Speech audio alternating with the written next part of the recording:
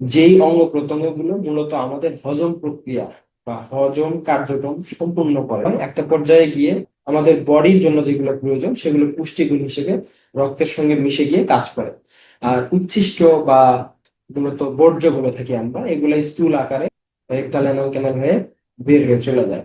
তাহলে মুখ থেকে শুরু করে অ্যানাল ক্যানাল রেকটাম পর্যন্ত টোটাল যে পথ বা ট্র্যাক্ট, টোটালটাকে কি বলা হয়? ডাইজেস্টিভ সিস্টেম বা পরিপাকতন্ত্র। আমরা বিভিন্ন ধরনের খাবার খেয়ে থাকি। সব খাবারই কি আসলে পাকস্থলীতে হজম হয়? সব খাবার কিন্তু পাকস্থলীতে হজম হয় না।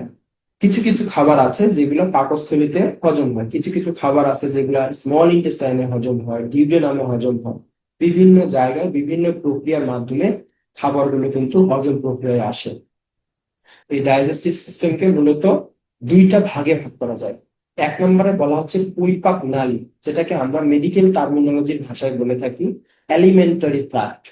যেই নালী বা যেই পথে খাবারগুলো কি হয়, হজম প্রক্রিয়া সম্পূর্ণ হয় বা হজম প্রক্রিয়া চলমান থাকে। আরেকটা হচ্ছে পরিপাক গ্রন্থি, যেই গ্রন্থিগুলোর মাধ্যমে কিছু কিছু এনজাইম, কিছু কিছু হরমোন সিক্রেশন হওয়ার ফলে খাবারগুলো হজম হয়, বা খাবারগুলোকে হজম প্রক্রিয়ায় বা হজম সম্পন্ন করার জন্য যেই ধরনের এনজাইম বা যে ধরনের অ্যাসিড গুলো, যেমন আমাদের পাকস্থলীতে একটা অ্যাসিড সিক্রেশন হয় যেটাকে আমরা বলে থাকি হাইড্রোক্লোরিক অ্যাসিড, তাই না?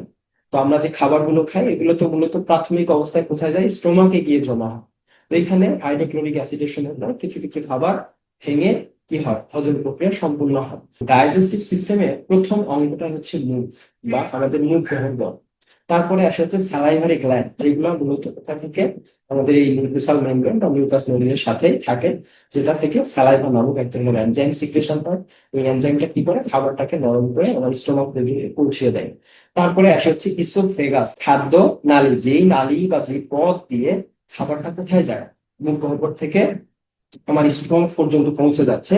এই পথটা, এই নালীটা বা এই ট্র্যাকটাকে বলা হয় ইসোফেগাস। আচ্ছা, তারপরে আসি, এখানে হচ্ছে লিভার এবং গল ব্লাডার। লিভার এবং গল ব্লাডার, আপনারা হয়তো বলতে পারেন যে স্যার লিভার এবং গল ব্লাডার কিভাবে ডাইজেস্টিভ সিস্টেমের অংশ বিশেষ হতে পারে বা ডাইজেস্টিভ সিস্টেমের মধ্যে পড়ে? হ্যাঁ, পড়ে।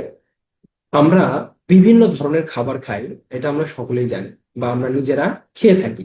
আমরা যখন মাছ মাংস খেয়ে খাই বা আমিষ জাতীয় খাবার বা প্রোটিন জাতীয় খাবার, এগুলা যখন খাই, এগুলা কি হয়, আমার পাকস্থলীতে সরাসরি পাকস্থলীতে যায়।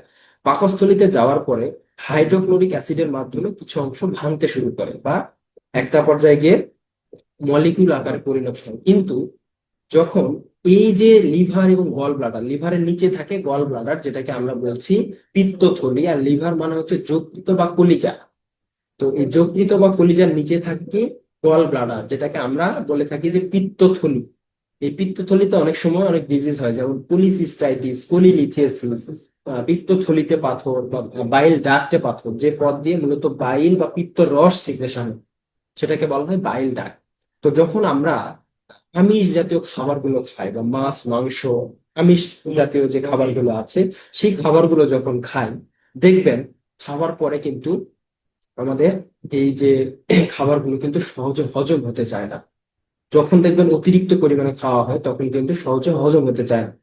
এই যে গল ব্লাডার থেকে বাইল নামক এক ধরনের এনজাইম সিক্রেশন, এই এনজাইম কি কাজ করে, আমরা যে আমিষ জাতীয় খাবারগুলো খেয়ে থাকি এই আমিষ জাতীয় খাবারগুলোকে ভেঙে যেটুকু পুষ্টিগুণ দরকার আমার রক্তের সঙ্গে মিশে যায়, আর যেটা এক্সক্রিয়েটরি সিস্টেম বা ওয়াস্ট প্রোডাক্ট হিসেবে থাকে, সেটা স্টুল আকারে স্মল ইন্টেস্টাইন লার্জ ইন্টেস্টাইন হয়ে বের হয়ে চলে যায়।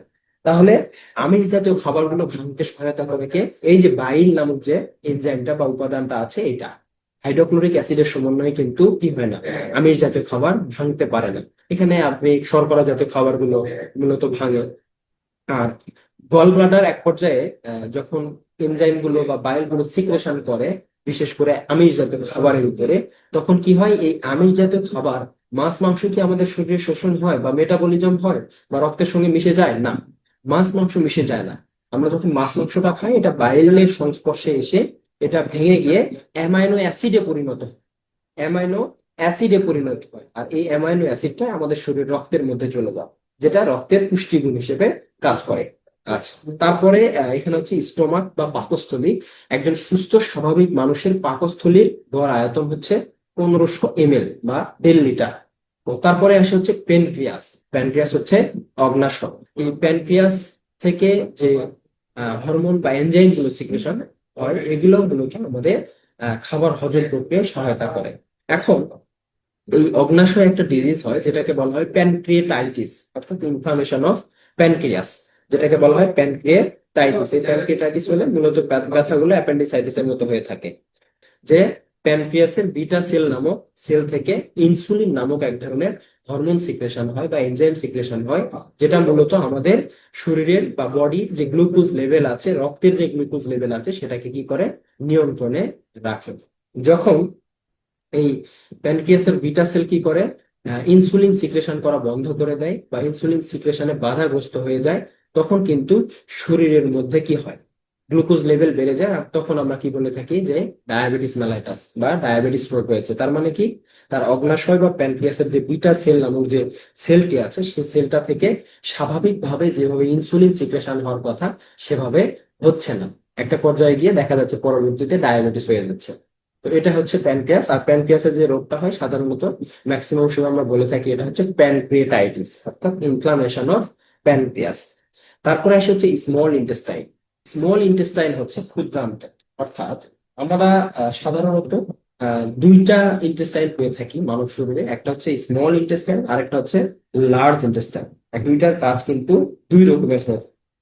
স্মল ইন্টেস্টাইন মূলত এর যে দৈর্ঘ্যটা, অর্থাৎ স্মল ইন্টেস্টাইন যে আমরা বলছি, এই যে ভেতরের যে অংশটা, এটাকে বলা হচ্ছে স্মল ইন্টেস্টাইন বা ক্ষুদ্রান্ত। আর এই ক্ষুদ্রান্ত সাধারণত দৈর্ঘ্যের দিক দিয়ে 5 থেকে 7 মিটার, এটা কিন্তু অনেক বড় আকৃতির হয়ে থাকে। এবং এই যে মূলত স্মল ইন্টেস্টাইনের মধ্যে কিছু কিছু খাবার হজম প্রক্রিয়া সম্পূর্ণ হয়। যেমন আমরা যে শাকসবজি গুলো খেয়ে থাকি, তার বেশিরভাগই কিন্তু স্মল ইন্টেস্টাইনে গিয়ে হজম প্রক্রিয়া সম্পূর্ণ করে। বেশিরভাগ গুলোই স্মল ইন্টেস্টাইনে গিয়ে হজম প্রক্রিয়া সম্পূর্ণ করে থাকে। তারপরে উপরের দিকে এখান থেকে যে হজম প্রক্রিয়ার যে বিষয়গুলো বা হজম হওয়ার পরে যে পুষ্টি উপাদানগুলো দরকার, সেগুলো রক্তের সঙ্গে মিশে গিয়ে বডিতে কাজ করে বা বডির কাজে লাগে। আর বাকি যে ওয়াস্ট প্রোডাক্ট গুলো আছে বা বর্জ্যগুলো আছে, সেগুলো কি করে, আস্তে আস্তে এই যে লার্জ ইন্টেস্টাইন, এখান থেকে শুরু, এই লার্জ ইন্টেস্টাইনের বেশ কিছু অংশ আছে বা বেশ কিছু পার্ট আছে। যে ওয়াস্ট প্রোডাক্ট গুলো মূলত কি হয়, আমাদের বডির জন্য প্রযোজ্য না, অর্থাৎ বডির প্রয়োজন নেই, সেগুলো কি করে স্টুল আকারে বের হয়ে চলে যায়। তাহলে এই লার্জ ইন্টেস্টাইনে যখন এসে পৌঁছায়, লার্জ ইন্টেস্টাইন থেকে ঠিক উপরের দিকে উঠতে থাকে, যেটাকে আমরা বলে থাকি মেডিকেলের ভাষায় অ্যাসেন্ডিং কোলন। এই অ্যাসেন্ডিং কোলন দিয়ে কি করে উপরের দিকে উঠতে থাকে, এবং মাঝখানের যে সমান্তরালে যে অংশটুকু আছে লার্জ ইন্টেস্টাইনে, এই লার্জ ইন্টেস্টাইনে সমান্তরাল যে অংশটা, এই অংশটাকে বলা হয় ট্রান্সভার্স কোলন। অর্থাৎ সমান্তরালে থাকার কারণে এটাকে বলা হয় ট্রান্সভার্স কোলন।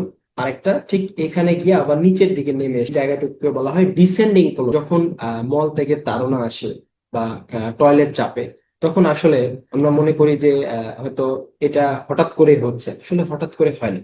এটা কি করে, এই স্মল ইন্টেস্টাইন এবং লার্জ ইন্টেস্টাইন, বিশেষ করে লার্জ ইন্টেস্টাইন একটা মুভ করতে থাকে। যেভাবে আমরা বলটা চাপি, ঠিক সেইভাবে লার্জ ইন্টেস্টাইন বা বৃহদান্ত্র যেটা, এটা এক ধরনের মুভ করে বা এটা এক ধরনের কার্যক্রম চালায়। যে কার্যক্রমটাকে মেডিকেলের ভাষায় বলা হয় প্যারিস্টালসিস মুভমেন্ট।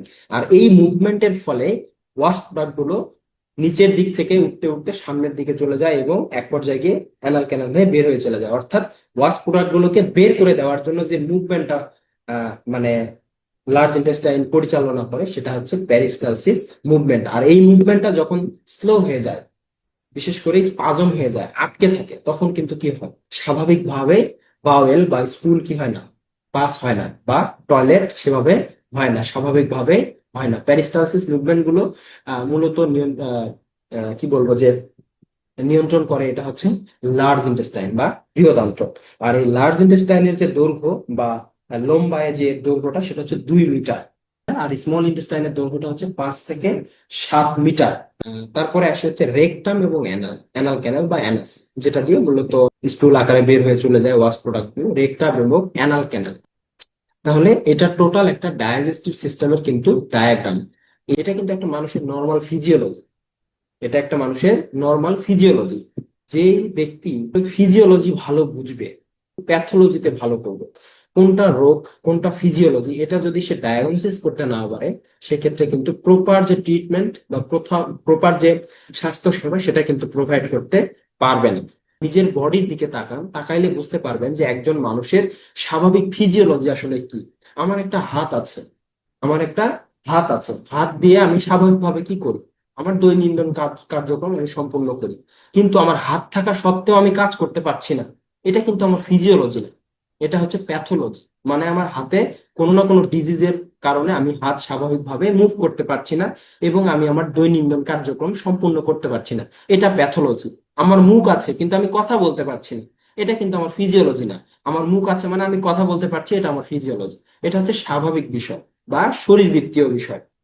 আচ্ছা, তো প্যাথোলজি এবং ফিজিওলজি দুইটা কিন্তু একদম রিলেটেড বিষয়। আর ইন্ট্রা অ্যাবডোমিনাল আরেকটা বিষয় আছে, সেটা হচ্ছে এই অ্যাবডোমেনের মধ্যে, অ্যাবডোমেন মানে হচ্ছে পেট।